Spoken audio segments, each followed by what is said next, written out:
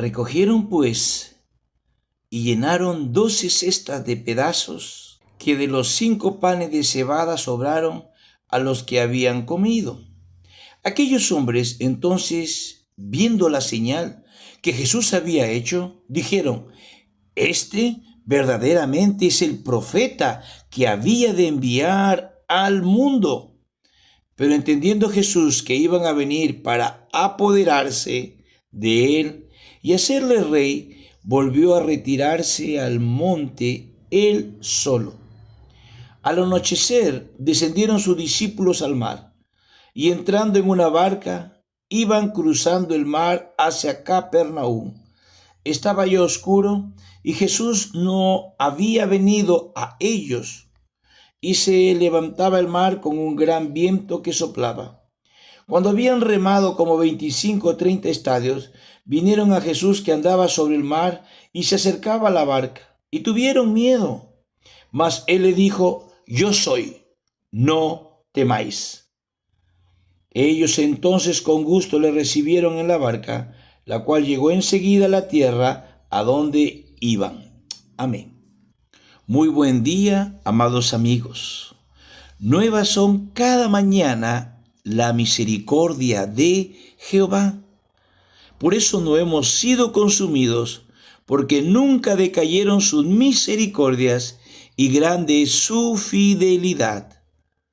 Empezar el día siendo bendecidos por la mano de Dios y su palabra, para que también nosotros bendigamos a nuestros hijos y en el lugar que Dios nos ha colocado.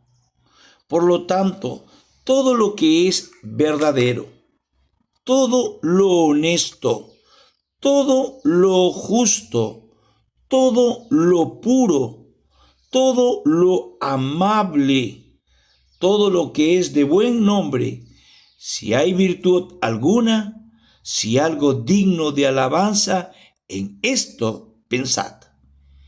Por nada estéis afanosos, sino sean conocidas vuestras peticiones delante de Dios en toda oración y ruego con acción de gracia. Y la paz de Dios, que sobrepasa todo entendimiento, guardará vuestros corazones y vuestros pensamientos en Cristo Jesús. Amén. Sí, Señor. El estudio que nos corresponde desarrollar es venciendo a la naturaleza. Jesús demostró a sus discípulos la autoridad y el poder para vencer las leyes físicas y enmudecer la furia del viento. Acompáñenos en el libro de Juan 6, versículos del 13 al 21. Notemos que después de que Jesús realizó el milagro de la multiplicación de los panes y los peces, las multitudes quisieron tomarle por la fuerza para hacerle rey. Pero él los evitó, retirándose al monte a orar, después de haber mandado a los discípulos que entraran en la barca para irse a la otra ribera. No es difícil entender lo exacerbado que estuvo la población por el milagro que Jesús hizo, y sobre todo si tenemos en cuenta que era el tiempo de la celebración de la Pascua. En esos días todos los judíos esperaban que Dios volviera a intervenir para traerles la liberación de los romanos, como en el pasado lo había hecho de Faraón, rey de Egipto.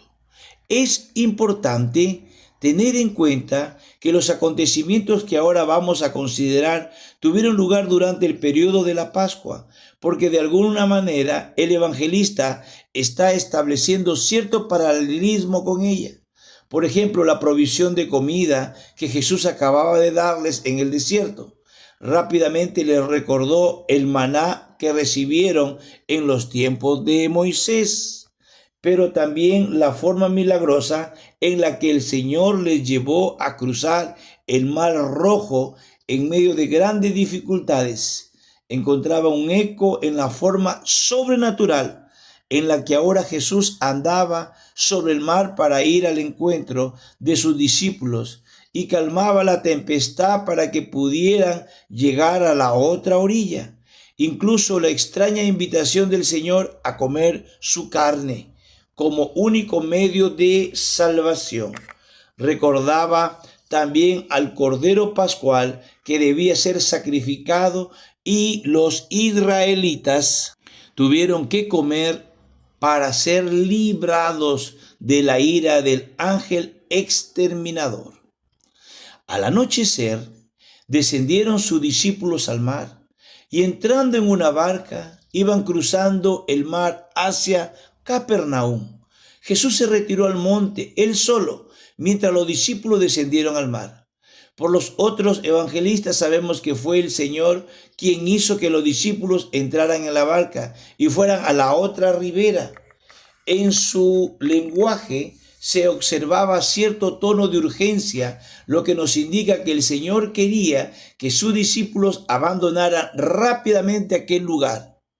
¿Cuál era la razón para tanta urgencia? Como hemos visto, los judíos querían apoderarse de Jesús y hacerle rey. Seguramente su intención era llevarle a Jerusalén justo en aquellos días en los que se celebraba la Pascua, una fiesta en la que cada año se recordaba la liberación de Israel de su larga esclavitud en Egipto. La urgencia de la que hablamos se percibe también por el hecho de que el Señor les mandó entrar en la barca cuando ya estaba anocheciendo. Podrían haber pasado la noche con el resto de la multitud en aquel mismo lugar y al amanecer haber cruzado al otro lado, lo que siempre resultaría más cómodo, pero el Señor no se lo permitió. Además, las condiciones meteorológicas tampoco eran favorables, sino que se levantaba el mar con un gran viento que soplaba. Los vientos de este a oeste son muy comunes en el mar de Galilea, y varios de los discípulos eran pescadores experimentados que los conocían bien y sabían que en esas condiciones la navegación se podría complicar mucho. Y por otro lado, el Señor no fue con ellos, sino que se quedó despidiendo a las multitudes para luego irse al monte a orar solo.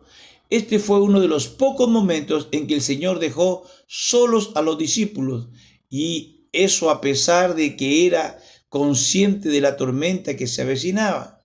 Sin embargo, este pasaje nos enseña que el hecho de que el Señor no estaba con ellos no quería decir que los hubiera abandonado. Como ya hemos señalado, la razón por la que los mandó entrar en la barca fue para liberarles de una tentación para la que no estaban preparados, y por otro lado, el Señor había ido a orar por ellos y pronto iba a ir a su encuentro. Y así es como nosotros también. Habrá momentos cuando nos sentimos solos, pero la verdad es que el Señor siempre está cuidando de nosotros. La cuestión es que con frecuencia estamos tan preocupados por nuestros problemas que somos incapaces de ver lo que el Señor está haciendo por nosotros. Sin embargo, cuando el Señor se acercó andando sobre el mar, los discípulos tuvieron miedo. El temor de las aguas embravecidas quedó eclipsado por el terror de ver a Jesús caminando hacia ellos sobre el mar. Evidentemente ellos no esperaban que Él hiciera algo así y se asustaron cuando lo vieron acercarse. Pero Jesús los tranquilizó diciéndoles: yo soy, no temáis.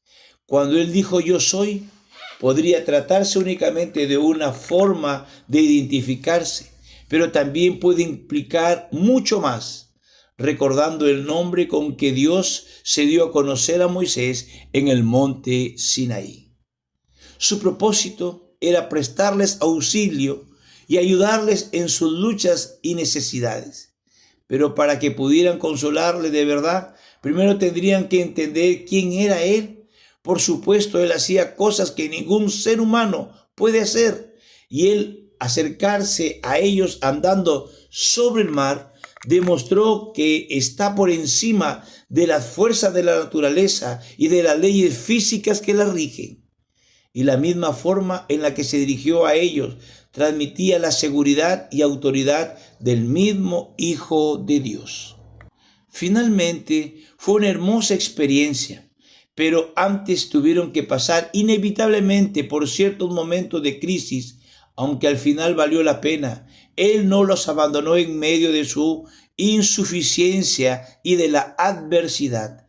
Primero les sacó de la tentación, luego oró por ellos y finalmente fue a su encuentro para llevarlos a proseguir con el trabajo ministerial. Amado amigo, el Señor siempre está en control de todas las situaciones, aun cuando no estaba físicamente con ellos. Cuánto más para nosotros en nuestros días, en nuestra lucha diaria de salir adelante, sacar la familia a flote, llevar el sustento diario de manera correcta y honesta, que glorifique su buen nombre. Debes saber que Él siempre está en control de nosotros, intercediendo por cada uno de nosotros a la diestra del Padre. Amén.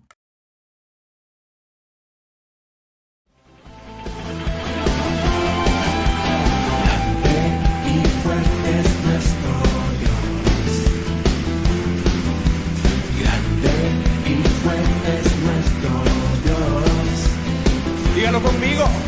Grande y fuerte es nuestro Dios. Grande y fuerte es nuestro Dios.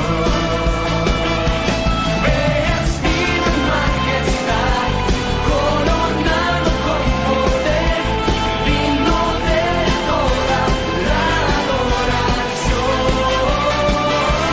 Vestido en majestad, coronado con poder, toda gloria y honra sean para ti.